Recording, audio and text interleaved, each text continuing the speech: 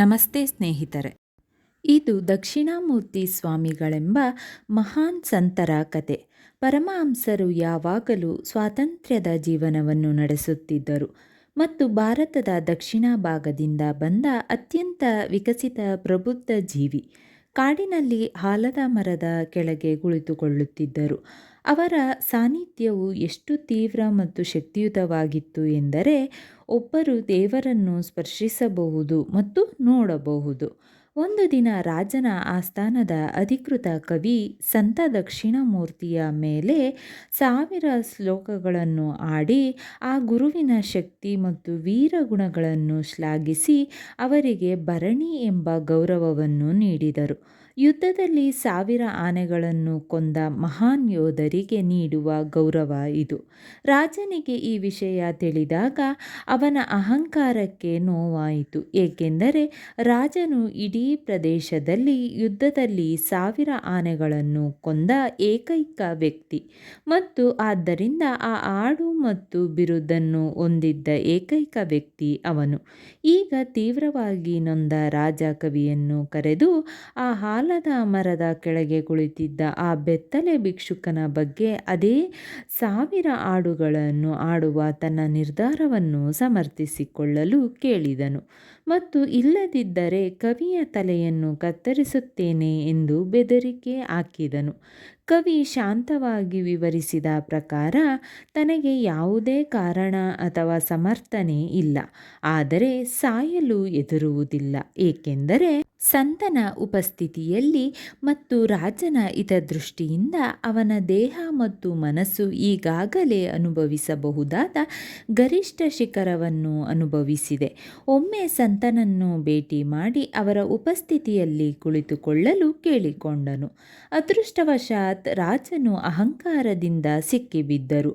ಹಿಂದಿನ ಕಾಲದಲ್ಲಿ ಜ್ಞಾನೋದಯವಾದ ಜೀವಿಗಳ ಬಗ್ಗೆ ಕೇಳಿದ್ದ ಅನೇಕ ಕಥೆಗಳಿಂದ ಪ್ರೇರಿತನಾಗಿ ಸಂತನನ್ನು ಭೇಟಿ ಮಾಡಲು ನಿರ್ಧರಿಸಿದನು. ರಾಜನು ತನ್ನ ಎಲ್ಲ ಸಾಮಗ್ರಿಗಳೊಂದಿಗೆ ಆಲದ ಮರದ ಕೆಳಗೆ ಕುಳಿತಿದ್ದ ಸಂತನನ್ನು ಭೇಟಿ ಮಾಡಲು ಹೋದನು. ಅಲ್ಲಿ ತೀವ್ರವಾದ ಕಂಪನದ ಮೌನವಿತ್ತು. ರಾಜ ಆಲದ ಮರದ ನೆರಳನ್ನು ಪ್ರವೇಶಿಸಿದ ಕ್ಷಣ ಅವನಲ್ಲಿ ಏನೋ ಸಂಭವಿಸಿತು. ಒಬ್ಬ ವ್ಯಕ್ತಿಯು ಯಜಮಾನನ ದೇಹ ಭಾಷೆಯಲ್ಲಿ ತೀವ್ರವಾದ ಮೌನವನ್ನು ಗಮನಿಸಿದರೆ, ಅವರು ಬಯಸುತ್ತಾರೋ ಇಲ್ಲವೋ ಅದು ಅವರ ಆಂತರಿಕ ಜಾಗವನ್ನು ಭೇದಿಸುತ್ತದೆ. ಸಂತನ ಮೇಲೆ ಕೂಗುವ ಅಥವಾ ಪ್ರಶ್ನಿಸುವ ಆಲೋಚನೆಯೊಂದಿಗೆ ಮೂಲತಃ ಬಂದ ರಾಜನಿಗೆ ಇದು ಸಂಭವಿಸಿತು. ಗುರು ಮತ್ತು ರಾಜನ ನಡುವೆ ಮೌನದ ಪ್ರಸರಣ ನಡೆಯಿತು. ರಾಜನಿಗೆ ಸಿಕ್ಕಿದ್ದೆಲ್ಲ ಗುರುಗಳು ಕುಳಿತುಕೊಳ್ಳಿ ಎಂದು ಸೂಚಿಸುವ ಒಂದು ತಲೆಯಾಡಿಸುವಿಕೆ. ರಾಜನು ಕುಳಿತನು ಮತ್ತು ರಾಜನು ಕುಳಿತಿದ್ದರಿಂದ ಇಡೀ ಸೈನ್ಯವು ಕುಳಿತಿತು ಮತ್ತು ಗುರುಗಳು ಮತ್ತೆ ಮೌನಕ್ಕೆ ಮರಳಿದರು. ಮೌನ ಎಷ್ಟು ತೀವ್ರವಾಗಿತ್ತು ಎಂದರೆ ರಾಜನಿಗೆ ಅದನ್ನು ಮುರಿಯಲು ಇಷ್ಟವಿರಲಿಲ್ಲ ಅಥವಾ ಅದನ್ನು ಮುರಿಯುವ ಶಕ್ತಿ ಅಥವಾ ಧೈರ್ಯ ಅವನಿಗಿರಲಿಲ್ಲ. 1 ವಾರ ಕಳೆದ ನಂತರವೂ ತರ್ಕವನ್ನು ಮೀರಿ ರಾಜನಿಗೆ ಯಾವುದೇ ಬಾಯಾರಿಕೆ ಅಥವಾ ಹಸಿವು ಅಥವಾ ಸಮಯದ ಕಲ್ಪನೆಯೂ ಇರಲಿಲ್ಲ. ಮತ್ತು ಕಥೆಯು ಹೇಳುತ್ತದೆ, 1 ವಾರದ ನಂತರ ಗುರುಗಳು ತುಂಬ ಕರುಣಾಮಯಿಯಾಗಿದ್ದರು.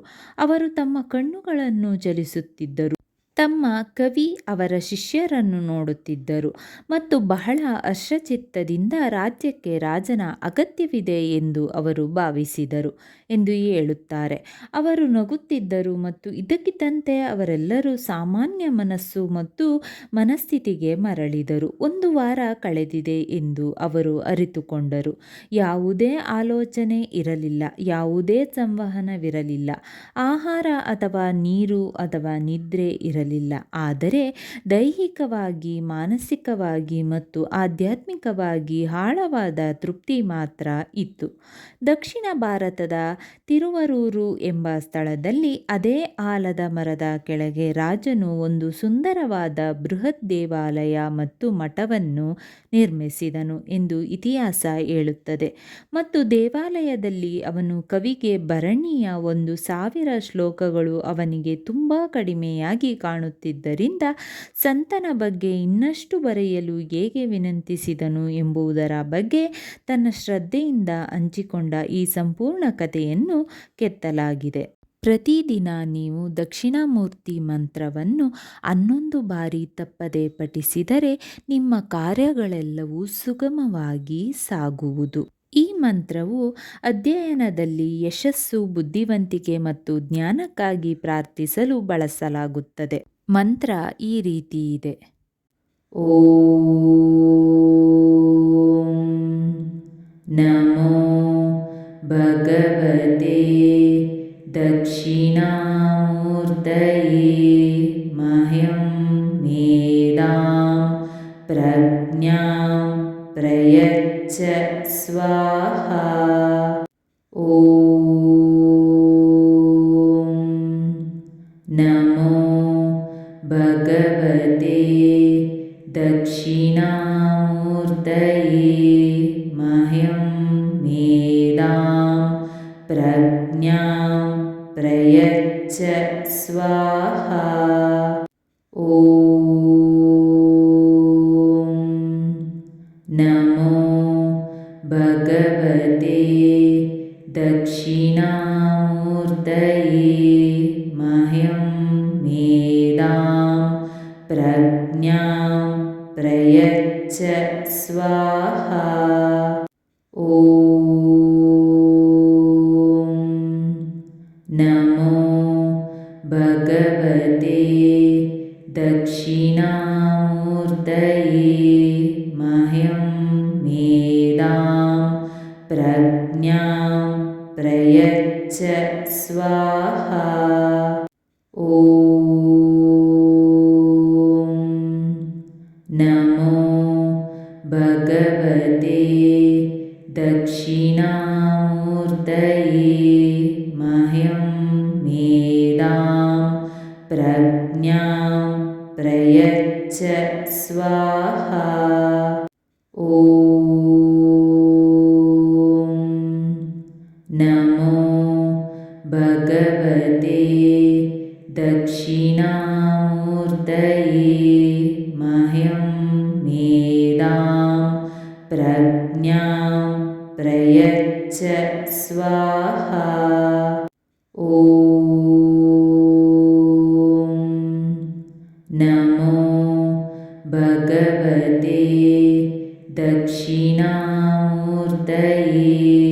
ಮಹ್ಯಂ ಮೇಧಾಂ ಪ್ರಜ್ಞಾಂ ಪ್ರಯಚ್ಛ ಸ್ವಾಹಾ. ಓಂ ನಮೋ ಭಗವತೆ ದಕ್ಷಿಣಾಮೂರ್ತಯೇ ಮಹ್ಯಂ ಮೇಧಾಂ ಪ್ರಜ್ಞಾಂ ಪ್ರಯಚ್ಛ ಸ್ವಾಹಾ. ಓಂ ನಮೋ ಭಗವತೆ ದಕ್ಷಿಣಾಮೂರ್ತಯೇ ಮಹ್ಯಂ ಮೇಧಾಂ ಪ್ರಜ್ಞಾಂ ಪ್ರಯಚ್ಛ ಸ್ವಾಹಾ. ಓಂ ನಮೋ ಭಗವತೆ ದಕ್ಷಿಣಾಮೂರ್ತಯೇ ಮಹ್ಯಂ ಮೇಧಾಂ ಪ್ರಜ್ಞಾಂ ಪ್ರಯಚ್ಛ ಸ್ವಾಹಾ. ಓಂ ನಮೋ ಭಗವತೆ ದಕ್ಷಿಣಾಮೂರ್ತಯೇ